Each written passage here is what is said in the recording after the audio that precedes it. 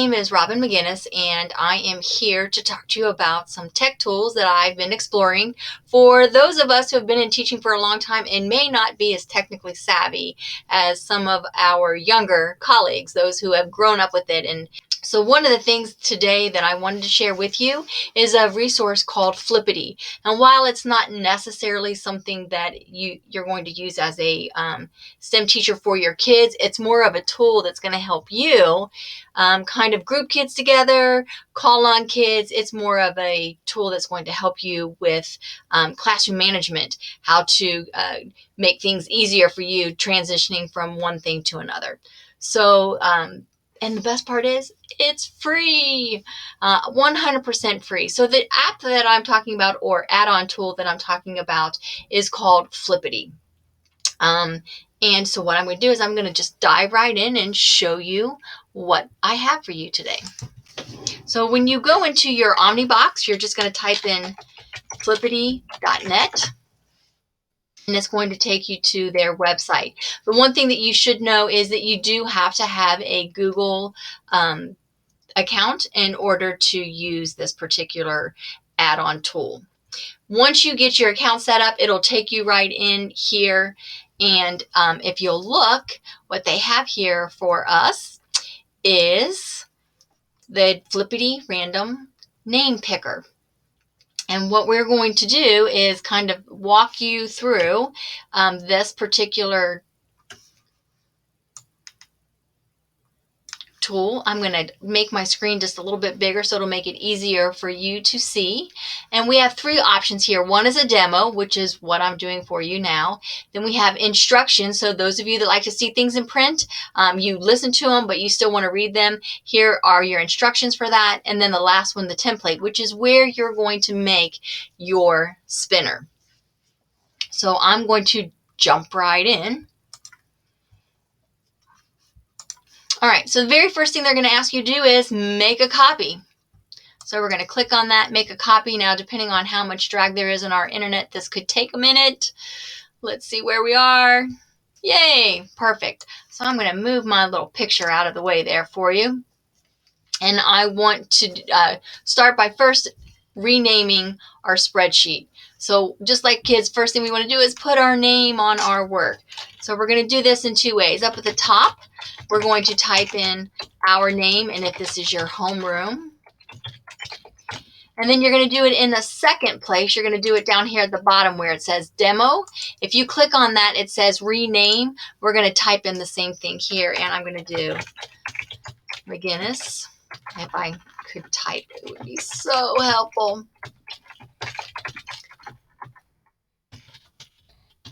Homeroom. Okay, so now I put it in two places. So that's the very first thing I want to tell you. The second thing that you need to know is look at the two boxes that we have up here. We have the name, and then we also have the photo box. And what I want you to be sure that you do not click on those boxes. Do not go into those boxes, because any little thing, a space or change a letter, it messes up your spinner and could cause you not to be able to download yours and make your spinner work. Okay, so those are the two things starting right off the bat. Now, the next thing they do, they've given us a demo of kids' names in here, and you may do yours by first names, last names, however you want. But for today's demo, I wanted to share with you a little trick I've learned along the way. So if I take my index finger and I click on that first box and I hold it, and then I scroll down, and then I click delete, it will delete all of those names for me. I'm going to click off and I'm going to go back to that first box. And if you notice, there's a little blue box there in that right corner. I'm going to show you a quick way. If you happen to use student numbers, and it looks like it went away on me. That's all right. I'll come back to it. So I've got my first student number in there. Rather than typing out student through 20 or however many students you have, if I do that first one and click on that blue box and drag down, you see how I get a dotted box. If I click on that, hold, and then let go, it will order for me and save me lots of typing on putting those student numbers in there. So that's the first thing I wanted to show you. The second thing I want to do is look at the photo side. So if I go here, it's important for you to know the only way that you can add photos in here is if they are on the web. So if your photos are not lodged on a web-based program, you're not going to be able to download your pictures in there. So I know for my district, we have all of our things on Dazzle. That's on the web. You can take those and load those right in. But if you don't, you cannot download them from your Google Drive onto your photo things. But I can show you a quick little trick you can do just based on students' maybe favorite animal, pet, idea. So if I go into Google Images and I want to do a search, and for me, one of my favorite things that I like are panda bears. So I'm going to do a panda image search. And then I'm going to quickly pick off here just one. I love this one with little panda bear smiling. So I'm going to click on that one. And when I come here, I want to right click on the picture that I want to use, come down here to copy image address, and then I'm going to go back to my spreadsheet. When I go back to my spreadsheet, if I take that and paste that right in there, it's going to pull up that picture when I download my spreadsheet. Okay, so after we've done our student names and after we've decided whether or not we want a picture or we don't want a picture for each one of our students, we are ready to go to the next part of this. So we have to take our spreadsheet with our names and our pictures and we have to download it to and publish it on the web. And the way we're going to do that is we're going to go to File and we're going to go all the way down here to Publish to the Web. I'm going to click on that and it's going to generate a link for me. We're going to hit publish and it says, are you sure you want to publish this? Yes, we're sure. And then we have a link here and I'm going to show you where you can find that link in your document when we get back to it. So we're all done. It's published and we're ready to go back to our spreadsheet. When I do, if I look down here at the bottom, I'm going to click on get my link here. And here is my link. And when I click on it, it's going to take me to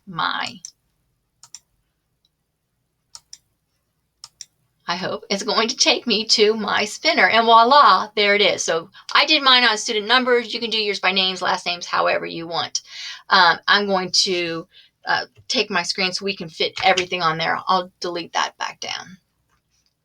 So the very first thing is if I go here and I click my little button, it starts spinning for me and it will randomly pull up student 9. I can click it again and this time I should get a different student number and it is student 4. So there's your spinner, which I just think is so super cool and it kind of alleviates that whole idea of calling on that next kid.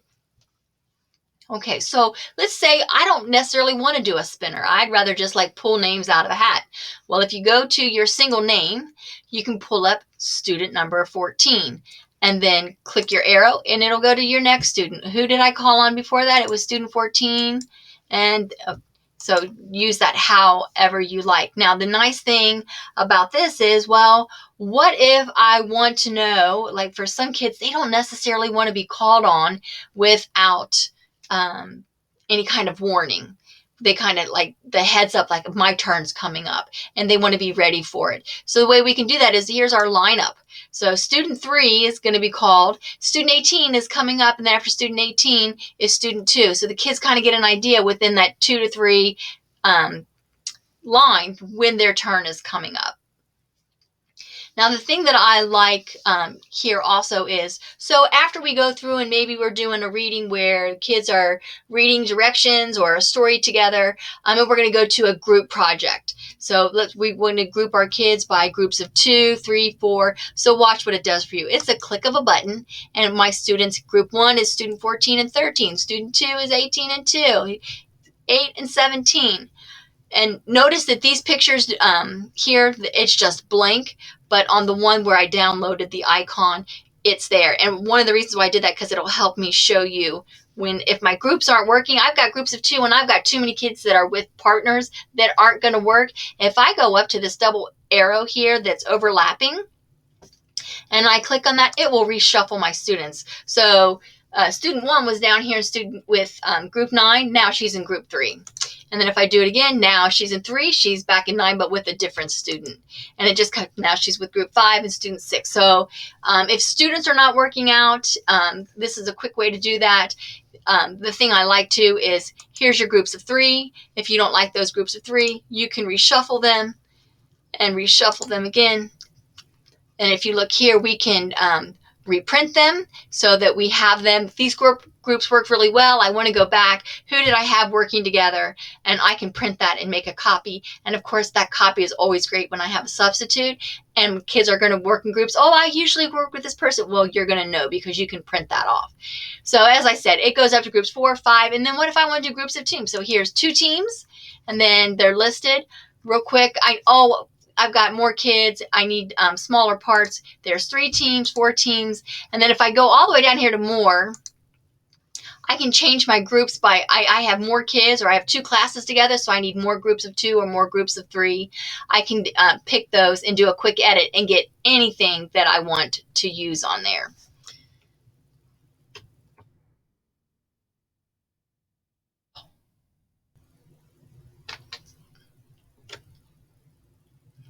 Okay, so Flippity.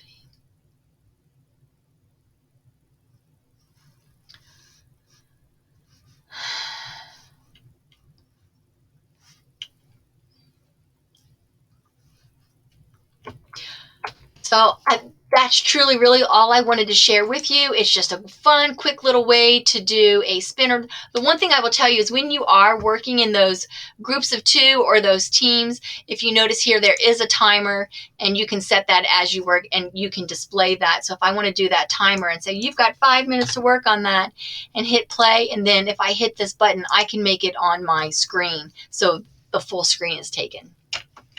So great. I hope you liked this. I hope it was helpful as we try to incorporate all of these remote classes and fun ways to group our kids together that won't take us a whole lot of time, energy, and effort. It's already done with us with a click of a button.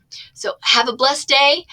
If you like the button down at the bottom and follow. I try to have a video out a week. Enjoy. Have fun.